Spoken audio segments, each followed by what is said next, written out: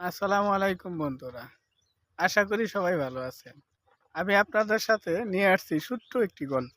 গল্পটা হলো এমনই, কিছু সময় ঘরের মানুষের ভয়ে আমরা কিছু জিনিস লুকিয়ে রাখি। কিছুক্ষণ পরে আবার খুঁজতে গেলে ঠিক সেটা খুঁজে পাই না।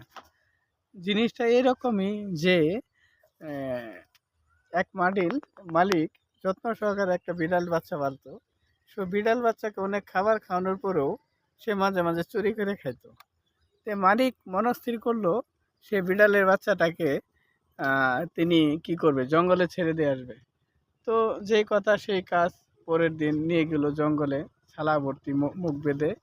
তো নিয়ে যাওয়ার পরে জঙ্গলে যখন বিড়ালের বাচ্চাটাকে ছেড়ে দিয়ে উনি চলে আসতে চাইলো, ঠিক তখনই সে রাস্তা বলে গেছে।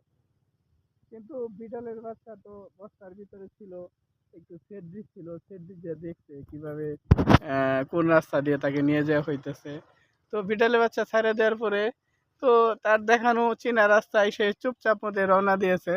তখন মালিক আহ, তার বিড়ালের বাচ্চার পিছনে পিছনে রওনা দিয়ে দিছে। তো রওনা দেওয়ার পরবর্তীতে বিড়াল যেদিকে যায় মালিক সেদিকে যায়। এমনি করতে করতে উনি ওনার বাড়িতে এসে গেল। তো এই গল্পের মজা এটাই যে আমরা ঘরের মাঝে অনেক সময় অনেক জিনিস রেখে থাকি যা মনে থাকে না, কিন্তু যার বইয়ে রাখি সেই আবার বলে, এ তুমি তোমার জিনিসটা নেও, এই জায়গায় রাখছিলা আর রাখছো তোমার মনে নাই। তো এই হইলো আমাদের পরিস্থিতি, ছোট্ট এই গল্প। সবাই উপভোগ করার জন্য ধন্যবাদ। ধন্যবাদ সবাইকে। আসসালামু আলাইকুম।